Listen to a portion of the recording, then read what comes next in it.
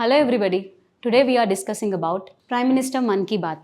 So ఇవాళ మనం prime minister Mann Ki Baat ఈ టాపిక్ డిస్కషన్ మేజర్గా ఆబ్జెక్టివ్ ఏంటంటే ఇక్కడ మన్ కీ బాత్లో ప్రైమ్ మినిస్టర్ షేర్ చేసిన థాట్స్ అండ్ స్టోరీసే కాకుండా దాన్ని మనం ఎగ్జామ్ పాయింట్ ఆఫ్ వ్యూలో ఎలా మన ఆన్సర్స్లో ఇన్కార్పొరేట్ చేసుకోవచ్చు అనేది డిస్కస్ చేసుకుందాం.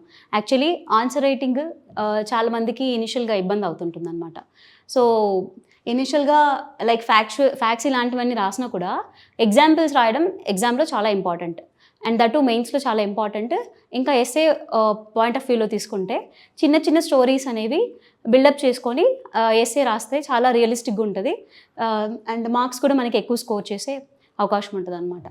So prime minister Mann Ki Baat so ఈరోజు ఎందుకు డిస్కస్ చేస్తున్నామంటే every Sunday every month last Sunday రోజు prime minister Mann Ki Baat share చేస్తాడనమాట. అయితే ఈ ప్రోగ్రామ్ ఏదైతే ఉందో ఇది October 3rd 2014 నుంచి స్టార్ట్ అయింది. సో అప్పటి నుంచి every month last Sunday PM Mann Ki Baat అనేది పోడ్కాస్ట్ అవుతూ ఉంటుందన్నమాట. సో ఇది డిఫరెంట్ లాంగ్వేజెస్లో ఇంకా ఫారిన్ లాంగ్వేజెస్లో కూడా ఇది స్ట్రీమ్ అవుతూ ఉంటుంది. అండ్ సో ఇంపార్టెంట్ పాయింట్స్ ఏంటంటే ఫస్ట్లీ మనకి ఈయన షేర్ చేసిన దాంట్లో ఎలక్షన్స్ ఓరియంటెడ్ అనమాట. ఇది సో ప్రతి టాపిక్ అండ్ అది మనకి ఎగ్జామ్లో ఎలా యూజ్ అవుతుంది అనేది మన డిస్కషన్ ఓరియంటేషన్ ఇవాళ. సో ఎలక్షన్స్ గురించి ఎలా వచ్చినా like for example election commission A question అడిగినా పాలిటీలో ఎలక్షన్ కమిషన్ తన రోల్స్ అండ్ రెస్పాన్సిబిలిటీస్ని ఎలా ఫుల్ఫిల్ చేసుకుంటుంది అనే చోట మనం ఈ పాయింట్ని రాయొచ్చు అనమాట. So 65 crore people votes cast చేశారు. ఇంతమంది ఎలక్టోరల్ రోల్ ఉన్నప్పుడు ప్రాసెస్ అనేది ఎంత ఫెయిర్గా ట్రాన్స్పరెంట్గా అండ్ ఎటువంటి లూప్ హోల్స్ లేకుండా కండక్ట్ చేయడం ఇది ఎలక్షన్ కమిషన్ యొక్క దీనికే సాధ్యం అనమాట. సో నెక్స్ట్లీ మనకి షేర్ చేసిన న్యూస్ ఏంటంటే సంతల్ రెబెలియన్ గురించి షేర్ చేశారు. సో ఇది ఎందుకు ఈయన ఇప్పుడు షేర్ చేశారంటే హూల్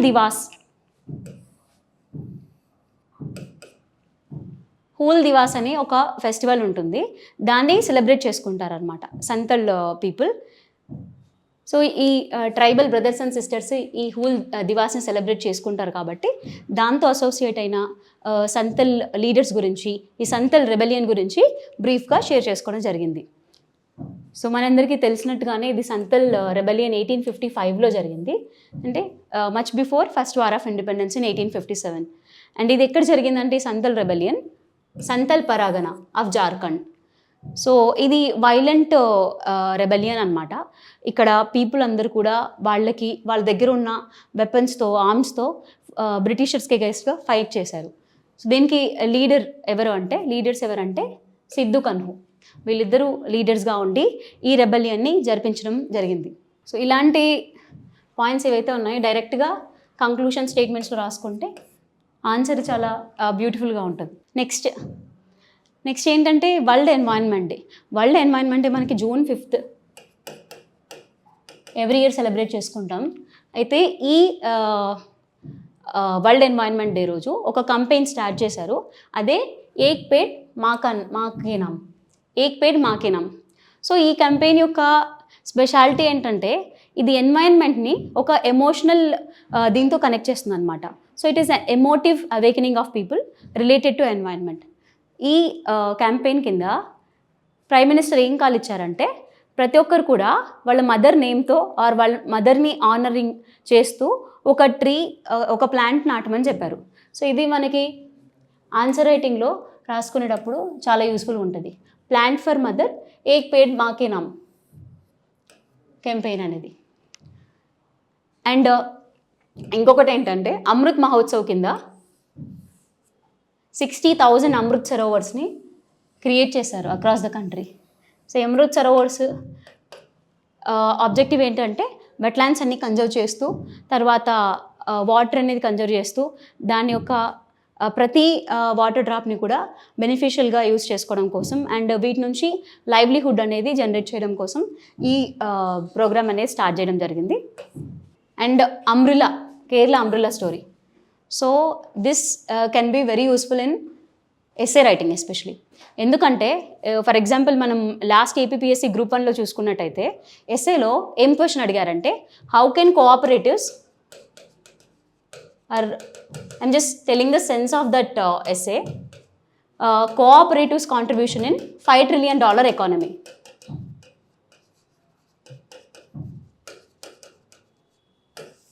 సో ఇలాంటి క్వశ్చన్స్ వచ్చినప్పుడు ఇంట్రడక్షన్ మనం ఏదైనా చేసుకొని దాని తర్వాత మధ్యలో ఇలాంటివి ఇన్కార్పొరేట్ చేసుకుంటే సో ఆన్సర్ ఎస్ఏలో మనం ఇక్కడ ఇంపార్టెంట్ పాయింట్స్ లాగా కోఆపరేటివ్స్ ఇట్లా ఒక కమ్యూనిటీ గ్రోత్కి అండ్ ఫర్దర్గా ఎకానమిక్ గ్రోత్కి కాంట్రిబ్యూట్ చేస్తాయి అనేది ఇక్కడ చూసుకోవచ్చు అనమాట. అయితే ఈ స్టోరీ ఏంటంటే కేరళలో యూజువల్గా మనకి వర్షాలు ఎక్కువ పడుతూ ఉంటాయి. సో అక్కడ అంబ్రెల్లాస్ జనరల్గా యూజ్ చేస్తూ ఉంటారు. ఈ అంబ్రెల్లా మ్యానుఫ్యాక్చరింగ్ని కరుతుంబి అంబ్రెల్లా అనే పేరుతో క్రాఫ్ట్ చేస్తున్నారనమాట అట్టపడ్డి కేరళలో. సో ఇవన్నీ కూడా ఒక కోఆపరేటివ్ సొసైటీ కింద చేస్తున్నారు. అది వట్టలక్కి కోఆపరేటివ్ ఫార్మింగ్ సొసైటీ. సో దీనివల్ల ఏమవుతుందంటే ఈ కలర్ఫుల్ అంబ్రెల్లాస్ ఏవైతే ఉన్నాయో ఇవి రెండింటిని హైలైట్ చేస్తాయి. ఒకటి ఏంటంటే ట్రెడిషనల్ క్రాఫ్ట్స్, ట్రెడిషనల్ ఆర్ట్స్ ఎలా మనం గ్లోబల్ స్టేచర్కి తీసుకెళ్ళచ్చు.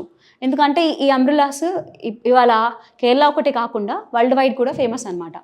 సో అలా ఈ అంబ్రెల్లాస్ స్మాల్ విలేజ్ నుంచి మల్టీనేషనల్ కంపెనీస్ దాకా దీని జర్నీ ఎలా ఉంది అనేది మనం కోడ్ చేసుకుంటే బెటర్గా ఉంటుంది. అండ్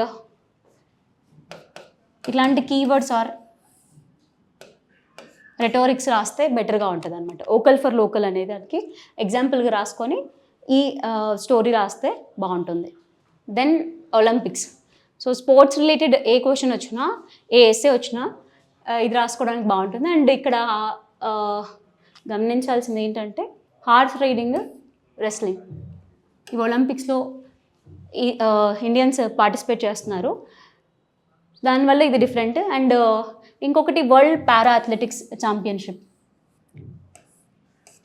ఈ ఛాంపియన్షిప్లో ఇండియా నుంచి పారా అథ్లెట్స్ బాగా పెర్ఫామ్ చేశారు. ఇవి ఎలాంటి ఎస్ఎస్లు యూజ్ చేసుకోవచ్చు అంటే ఫర్ ఎగ్జాంపుల్ మనకి రిఫ్లెక్టివ్ ఎస్ఎస్ ఉన్నాయి.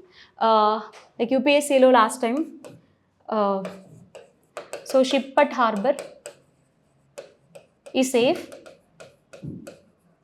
But it is not what it meant to be అని ఒక ఎస్సే వచ్చింది. సో ఇలాంటి ఎస్ఎస్లో, ఈ రిఫ్లెక్టివ్ ఎస్ఎస్లో మనం ఒక ఎగ్జాంపుల్ తీసుకొని Sheeladevi. So she did not settle for small things. So తను అక్కడ ఆగకుండా తన టాలెంట్ని తను సెల్ఫ్గా డెవలప్ చేసుకొని how she prove to the world అనే దానికి మనం పారా అథ్లెట్స్ ఎగ్జాంపుల్ తీసుకొని ఇలాంటి రిఫ్లెక్టివ్ ఎస్ఎస్లో ఇన్కార్పొరేట్ చేసుకోవచ్చు అనమాట. లాస్ట్ టైం గ్రూప్ 1లో ఇంకో క్వశ్చన్ కూడా అడిగారు. సాఫ్ట్ పవర్ ఆఫ్ ఇండియా ఎస్ఏలో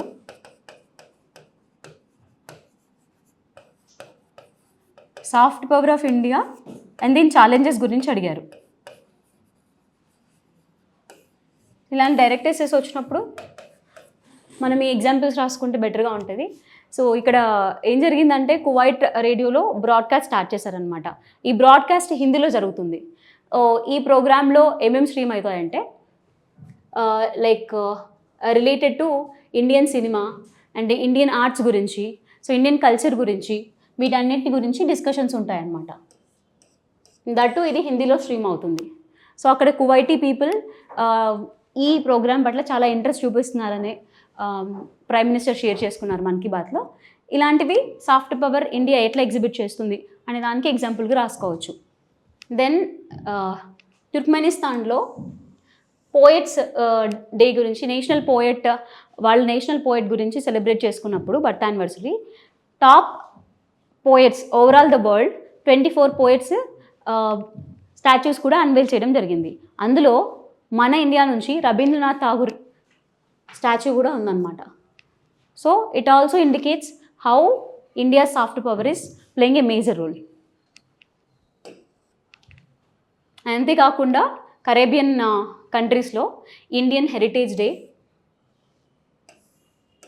వీటిని సెలబ్రేట్ చేసుకుంటున్నారు. వీటిని కూడా మనం సాఫ్ట్ పవర్ ఎగ్జాంపుల్స్ కింద రాసుకోవచ్చు. Very importantly yoga. So yoga మనకి ఎన్ని డైమెన్షన్స్లో ఆర్ ఏ టైప్ ఆఫ్ క్వశ్చన్స్ అడిగినప్పుడు రాయొచ్చు అంటే firstly soft power India soft power, then mental health, mental health,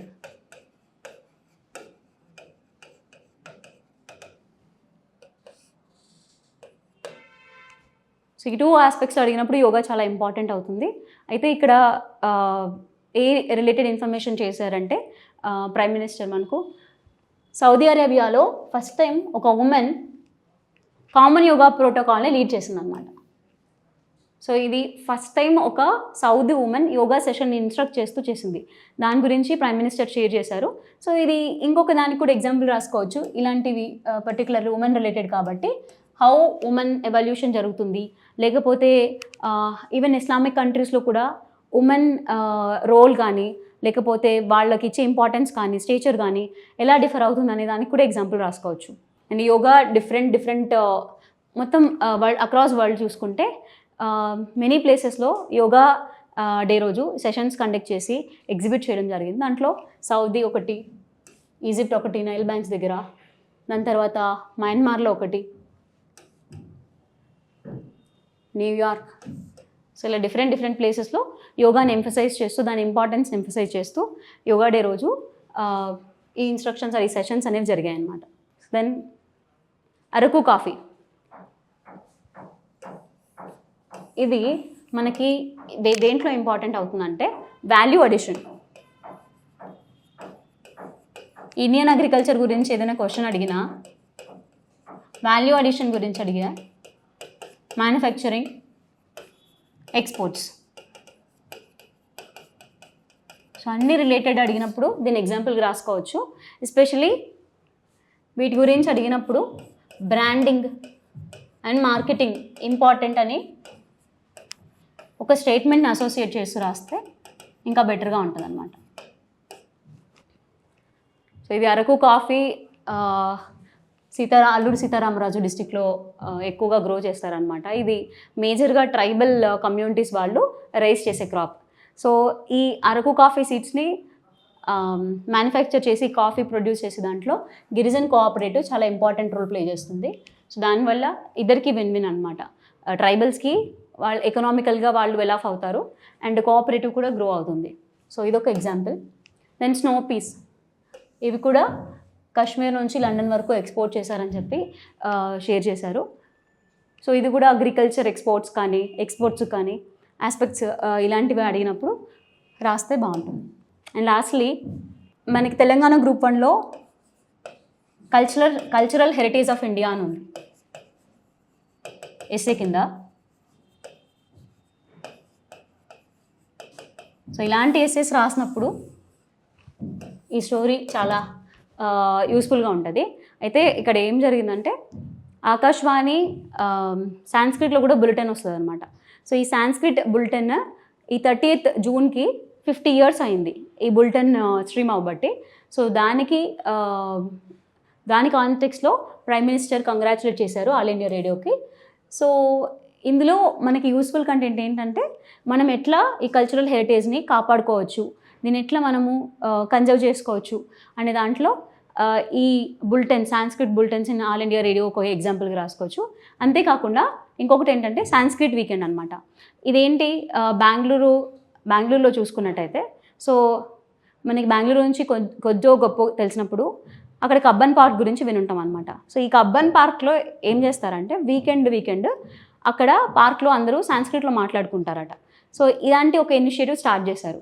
ఇది ఎవరు స్టార్ట్ చేశారంటే సమష్టి గుబ్బీజీ ఒక వెబ్సైట్ ద్వారా ఈ ప్రోగ్రామ్ని స్టార్ట్ చేశారు. ఇది గ్రాడ్యువల్గా గ్రో అయ్యి తర్వాత చాలా పాపులర్ అయిందనమాట. సో దానివల్ల మనకి ఈ సాంస్క్రిట్ కన్జర్వేషన్ కానీ దీనికి ఉన్న రెస్పెక్ట్ కానీ దీనికి ఇచ్చే వాల్యూ కానీ ఇంకా ఇంక్రీజ్ అవుతుంది.